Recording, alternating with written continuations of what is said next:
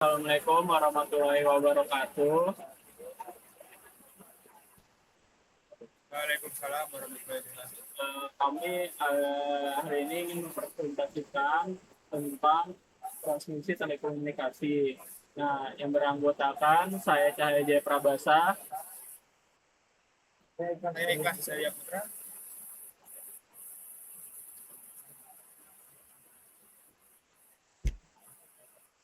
Next. Sebelum sebelum next sebelum agenda selanjutnya kita akan membahas tentang Western cable, coaxial cable, waveguide, optic fiber, free space propagation, terrestrial microwave radio, dan terakhir satellite transmisi system.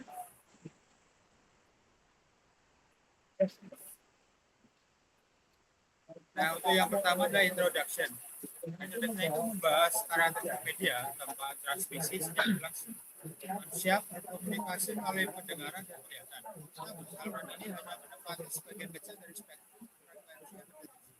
Untuk berkomunikasi jarak jauh, sinyal perlu berubah ke bentuk lain yang dapat dipadu seperti kabel dan serat optik, atau dapat dipancarkan secara efisien di ruang bebas. Nah, media transmisi ini memiliki karakteristik yang sangat bervariasi seiring perubahan frekuensi dan efisiensi bukan satu-satunya kriteria.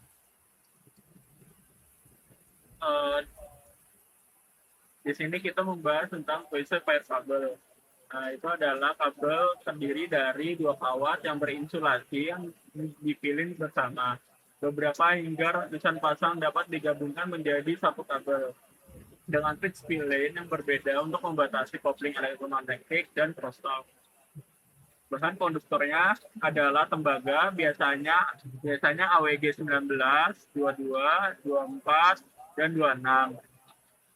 Dengan insulin polyethylene, kabel ini dapat digantung di tiang atau ditanam, masing-masing memiliki kelebihan dan kurangan biaya serta pemeliharaan.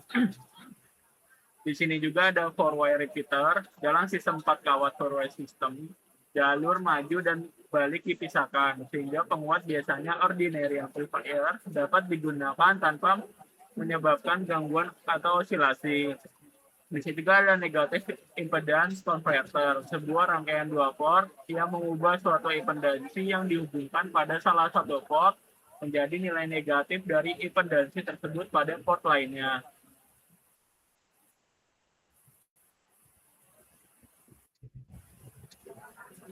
Nah, selanjutnya adalah coaxial kabel. Kabel coaxial itu memiliki satu konduktor yang berbentuk kabel dan konduktor kedua yang berjalan konsentris di sepanjang sumbu. Nah, struktur ini memastikan medan elektromagnetik terbatas pada dielektrik, membatasi radiasi dan melindungi dari sinyal eksternal. Konstanta primer kabel coaxial lebih stabil dibanding tungsten wire dengan distansi, kapasitas, dan kondukansi per unit. Panjang umumnya independen frekuensi. Resistensi per unit panjang bervariasi dengan angka kuadrat frekuensi karena efek Blitz. Nah, kegunaannya kabel coaxial itu berguna untuk mentransaksikan data pada 274,116 megabit per second dalam sistem LD, LD4 dan T4M. Mendukung 4032 saluran suara atau lalu lintas video atau data digital. Regenerator dikuatkan pada interval 1,8 km dengan panjang total jalur hingga sampai 6.500 km. Nah, coaxial kabel ini memiliki karakteristik yaitu memiliki bandwidth yang jauh lebih besar daripada tungsten wire, namun masih memerlukan repeater dan equalizer frekuensi jalur analog serta ekualisasi fase transmisi sinyal digital. Repeater biasanya dikontrol secara adaptif untuk mengoreksi perubahan suhu.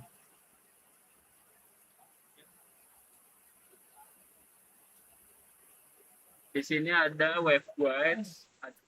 Sebuah waveguide dapat dipandang sebagai kabel koaksial yang konduktornya bagian tengahnya dihilangkan. Konduktor luar berfungsi membantu perambatan gelombang elektromagnetik Dalam bentuk yang paling umum, WF2 memiliki penampang berbentuk persegi panjang dengan rasio aspek 2:1.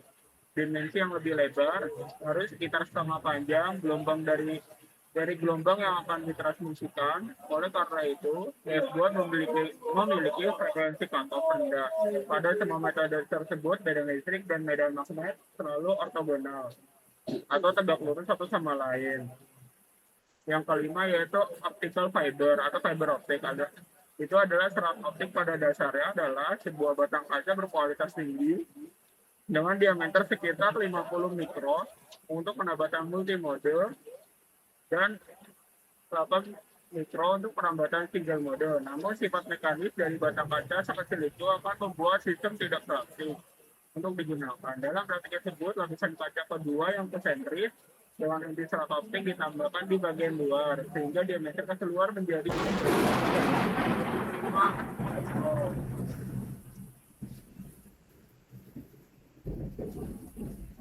Nah, yang keenam adalah free space propagation. Transmisi melalui ruang bebas mengandalkan propagasi gelombang elektromagnetik. Banyak faktor yang perlu dipertimbangkan seperti jarak, frekuensi ke bawah, ukuran antena, daya yang dipancarkan, dan efek pada pengguna saluran lain. Pertama, daerah wave. Yang kedua, antena saling dalam kondisi line of sight atau saling melihat langsung tanpa halangan.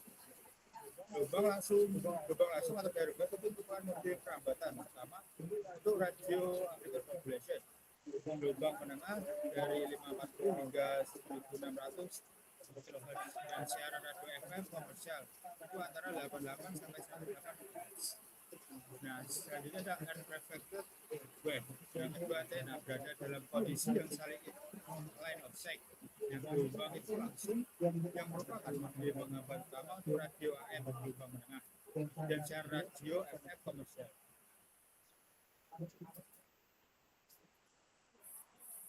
Di sini ada terrestrial microwave radio. Terrestrial microwave radio adalah media transmisi jarak jauh yang menggunakan frekuensi tinggi 2-18 GHz sehingga membutuhkan jalur line of sight dan penempatan repeater di lokasi strategis seperti puncak bukit.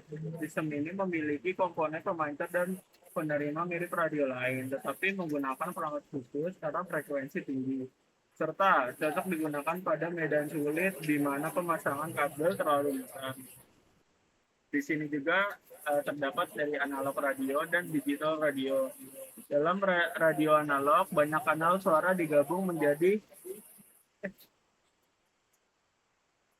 terrestrial microwave radio adalah media transmisi jarak jauh yang menggunakan frekuensi tinggi 2-15 GHz sehingga membutuhkan jalur line of sight dan penempatan repeater di lokasi strategis seperti puncak bukit. Sistem ini memiliki komponen pemancar dan penerima mirip radio lain, tetapi menggunakan perangkat khusus karena frekuensi tinggi serta digunakan pada medan sulit di mana pemasangan kabel terlalu mahal. Ini terdapat dua radio, yaitu analog radio dan digital radio. Dalam radio analog, banyak kanal suara digabung menjadi satu, sinyal kombustri yang kemudian digunakan untuk memodulasi carrier frekuensi menengah 70 atau 140 MHz sebelum akhirnya dinaikkan ke frekuensi microwave. Terdapat perangkap yaitu terminal transmitter, receiver, atau repeater. Kemudian digital radio. Digital radio menggunakan blok fungsional yang mirip dengan analog di mana sinyal baseband dari digital switch dimodulasi dengan dua frekuensi berbeda untuk bit 1 dan 0, lalu pada penerima dikonversi kembali terdapat perangkatnya yaitu regeneratif repeater. Nah, selanjutnya adalah satellite transmission sistem transmisi satelit itu berfungsi sebagai relay makroban di luar angkasa yang ditempatkan pada orbit geostasioner yang mencakup wilayah yang sangat luas sehingga mampu menyediakan komunikasi poin-poin maupun penyiaran ke daerah terpencil tanpa infrastruktur darat yang mahal.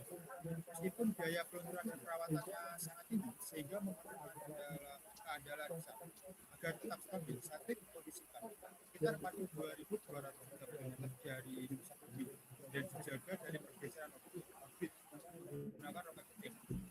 Diputar untuk stabilisasi giroskopik serta dilengkapi baterai dan desain thermal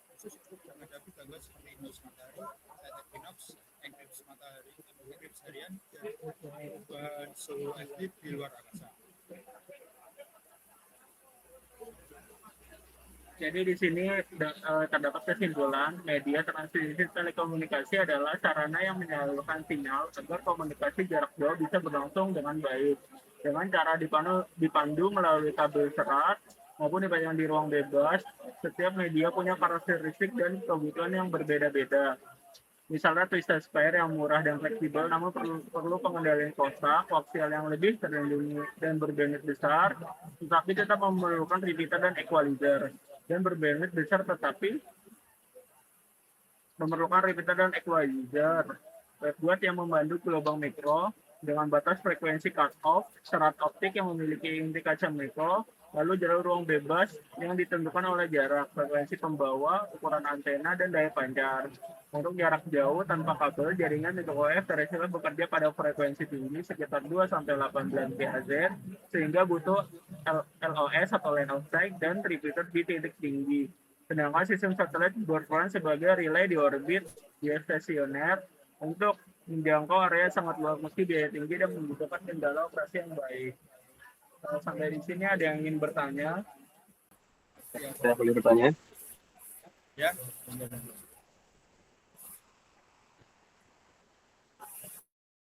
Ya, ada yang ingin bertanya? Pertanyaan saya simpel saja, Mas. Itu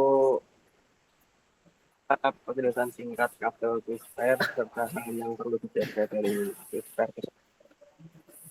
Twisted berisi 2 kawat tembaga yang berinsulasi yang dipilih dengan pitch berbeda untuk mengurangi kopling elektromagnetik dan crosstalk. Praktis dan murah, tapi penggunaan gangguan tetap penting. Ada lagi yang ingin bertanya? Oke, jawab Mas. Terima kasih, Mas. Oke, terima kasih Mas Ir. Ya, saya mungkin izin bertanya. Oke, perkenalkan nama saya Bimo Akbar. Di sini mungkin saya akan bertanya tentang mengenai apa itu ciri utama kabel koaksial dan kapan biasanya kabel tersebut digunakan. Mungkin izin bisa dijawab. Nah, saya izin menjawab pertanyaan dari Mas Bima tadi. Nah, tadi Mas Bima kan bertanya mengenai ciri utama dari kabel koaksial. Dan itu kapan ya biasanya digunakan. Nah, kabel koaksial itu punya konduktor tabung dan inti konsentris sehingga medan EM terkurung di elektrik lebih terlindungi. Ia dipakai saat butuh bandwidth yang lebih besar daripada twisted pair, namun masih memerlukan repeater atau equalizer pada jalur panjang. Terima kasih Mas Bima, apakah menjawab pertanyaan Anda? Ya, cukup Mas Ikhlas, sudah sangat menjawab sekali. Terima kasih. Mungkin sekian dari presentasi kali ini. Kurang lebih mohon maaf. Wassalamualaikum warahmatullahi wabarakatuh.